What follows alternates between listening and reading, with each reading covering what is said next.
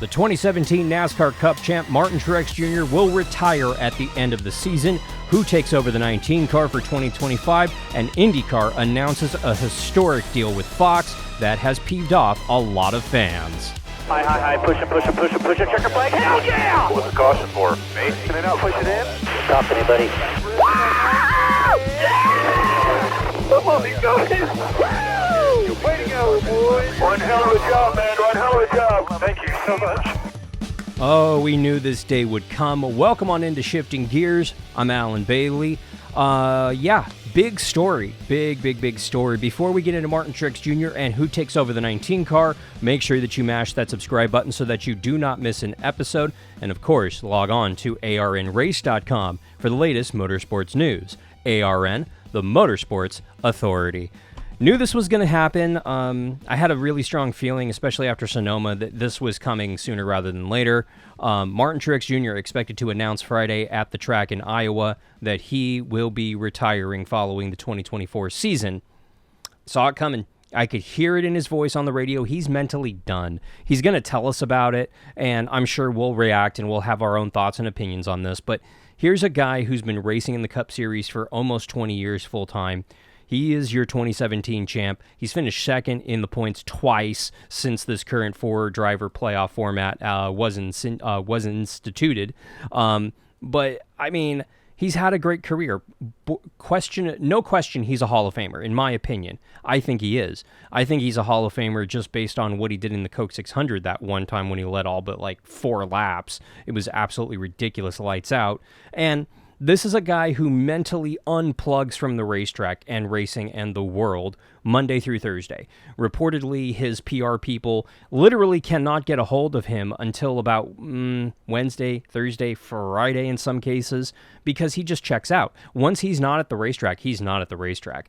And he doesn't follow what's happening in the world. He goes off and enjoys his life. That is awesome. If you're to the point where you have to do that, or you're able to do that, I should say, in the Cup Series, go do it. Go live your life. And I think that the team's going to be better off without him. I know that that's going to be controversial. I know you're going to come after me in the comments, and you're absolutely welcome to, but here's a guy who doesn't put the work in, honestly, during the week. And he's at a point where he's so good, he doesn't need to. He doesn't need to put in the work that a younger driver needs to do, and good for him. But I do think that when it comes to finding new sponsors, which is a problem that happens everywhere, especially at Gibbs right now, you need to be available during the week to take meetings. You need to go to driver appearances. You need to do interviews. You need to talk with your guys. You need to be at the shop. These are things Martin Truex Jr. hasn't done in years over at Gibbs. And I think he's mentally done. I think he was mentally done when the 78 car more or less quit and that team went away and he went over to Gibbs. I think he got used to Gibbs within a year or two and then got comfortable and got complacent. And I'm not saying this is the reason he hasn't won a championship since he went over to Gibbs. I'm not saying that this is the reason he's not as competitive, because he is very competitive in that 19 car. I just think mentally he's not in it and he's frustrated and he's done, and you can hear it on the radio during the race. But it begs the question, who takes over the 19 car for Joe Gibbs in 2025? There's a couple of obvious choices. The two obvious ones are Corey Heim in the Truck Series. Everybody's really high on him. Oh, he's doing such a great job in the Truck Series. He's on fire. He's one of a handful of competitive trucks, and he's in one of the best trucks in that series. And, of course, he's going to dominate. I'm not saying he's not worthy of the Cup Series or that he's not a great driver. I'm just saying that the guy's a little too overhyped in the Truck Series right now. Chandler Smith in the Xfinity Series. Toyota's very high on this kid, and he does come with some money. Chandler does have some sponsors that have followed him throughout his career, and that's valuable to Toyota, particularly to that 19 car. Bass Pro is year to year, and definitely Chandler could slide on into that 19 car very easily. Looking at the Stewart-Haas racing drivers, Josh Berry is on the list. He's one of the guys that I could see going over here, honestly. And Rodney Childress, yeah. If I'm Gibbs, I want to get that Barry Childress combo, and I'm not saying that they're going to set the world on fire next year.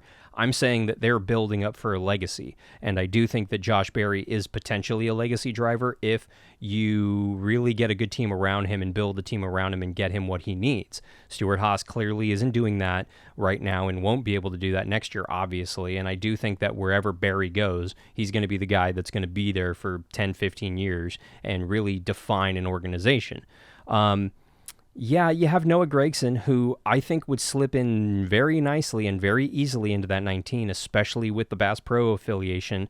Johnny Morris loves Noah, loves MTJ, and I do think that maybe if Bass Pro decides to stick around with Gibbs, definitely Noah would be the top choice for that car.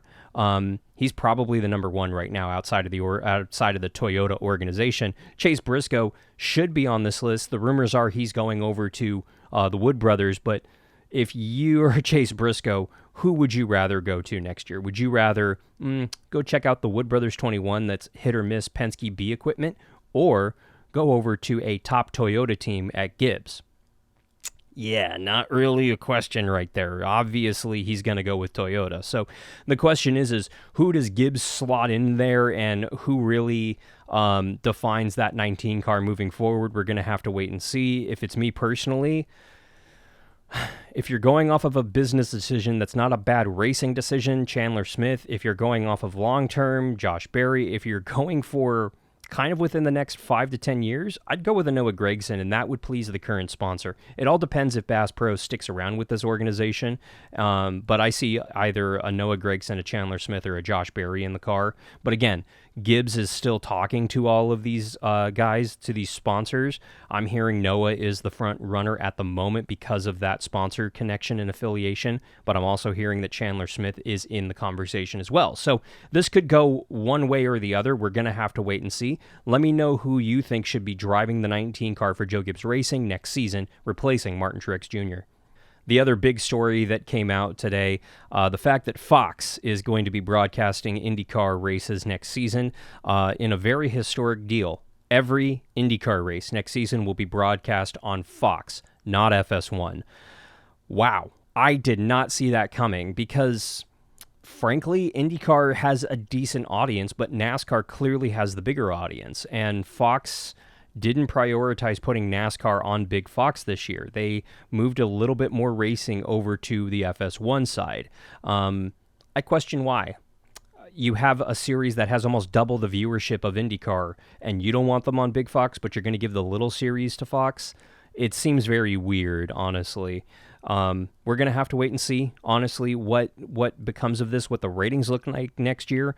I am praying that Fox actually hires a singular crew for the IndyCar series and don't just give it to the NFL guys that they don't have anywhere for or aren't good enough to make the NFL broadcast, which is exactly what happened with NASCAR. But again, we're going to have to wait and see. I'm murky on this, to be best, honestly. I think it could potentially be good if they get the right broadcast team, the director of the broadcast. If they know what they're doing and know the sport, then it could be wonderful. But if it's the same level of care and professionalism that they've put into the NASCAR broadcast for the last 5 years, then it's going to be a shit show. And I think it's going to be a shit show because I question if Fox is even capable of putting on a decent broadcast at this point. I don't watch the NFL. I am not a footy ball guy, and I don't know how good those broadcasts are. Let me know what you think of those broadcasts over the course of the last couple of years, I should say, in the comments down below. I'm worried, to say the very least. Very least. It's murky. Speaking of murky, back to NASCAR. Charters. It's a shit show. There's no way around it. There are so many layers to this onion, and I feel like the teams, NASCAR themselves, the tracks, they're all in a no-win situation. It basically boils down to there's not enough money to go around. That's what it is. And everybody wants a bigger piece of the pie, and the pie didn't get smaller necessarily, but it wasn't as big as NASCAR and the teams and the tracks had hoped for, and no one's saying that for some reason. We're all talking about how, oh, it's a great media package deal, blah, blah, blah. It's on 15,000 different channels in different places with different teams broadcasting it. I don't think that it's a great deal. I think it's fine at best. And I feel like NASCAR might have been able to get a little bit more money out of this deal, but now they have what they have for the next few years, and they need to figure out how to make it lucrative and profitable for the teams, for the tracks, and for NASCAR itself. But it definitely feels like NASCAR's coming out on top, and the tracks are coming out on top, and the fact that NASCAR owns the tracks isn't helping, and the fact that NASCAR wants to pull a Penske in an IndyCar situation where they own some of the charters and they own some of the cars is just, it feels wrong on so many levels. NASCAR's pointing to the fact that IndyCar's doing it, but IndyCar isn't good right now because Penske's dominating because the owner of the series is letting his team get away with murder and do whatever they have to do in order to dominate in that series. And they are. They finished 1, 2, 3 at the last race. They finished 1, 2, 3 in the practice session, or excuse me, the test that happened earlier this week. Where's the fairness in this? Where's the disparity and where's the equality amongst the other teams? It's not there in IndyCar. IndyCar is literally, at this point, a parade lap for Penske. And that is fine if that's what you want to watch. If you're a Penske fan and you want to watch the same 3 drivers dominate in that series, go watch it. But at this point in IndyCar's history and this moment in time, I do not view IndyCar as a legitimate racing series. I view it as a literal entertainment sport. That's what it is. Because Penske's dominating, they own the series, they own the teams. Even when they do something wrong, it's under murky circumstances, and it comes off as disingenuous and fake. And that's what IndyCar is at the moment. And it's a shame because there's actually some pretty decent racing on track in that series with some really good drivers, really good talent, really good personalities. But you have an owner who is more focused on his team in his series than the overall look of that series. And that's where NASCAR's trending, and I do not like it. I'm very nervous about this. And yes, we are inching closer and closer to a lockout where we don't see some of the bigger cup teams race on track. Is that going to happen for the Daytona 500? I don't necessarily think so. I think that when they announce the Clash, wherever that is, Bowman Gray, or wherever it is, we could potentially see Hendrick, Penske, Gibbs, etc., the big teams not show up to those races, period. And will that happen? It's looking more and more likely every single day, and that has me worried, and we should be concerned. NASCAR's got to be a little bit more lenient. The teams need to be a little bit more lenient, but NASCAR needs to understand the position that these teams are in, and they need to understand their needs, and I don't feel like they do right now, and I feel like NASCAR has very much gone back to its old school Big Bill mentality of, this is mine, get your own, and will we see another spin-off series? I don't think we're at that point yet, but we're moving ever closer to that point. So let me know what you think about the NASCAR team charter negotiations in the comments down below. And while you're there, make sure that you mash that subscribe button so that you do not miss a video. And of course, you can log on to arnrace.com for the latest motorsports news. ARN, the Motorsports Authority.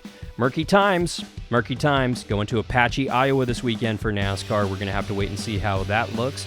For Shifting Gears, I'm Alan Bailey. We'll see you at the track.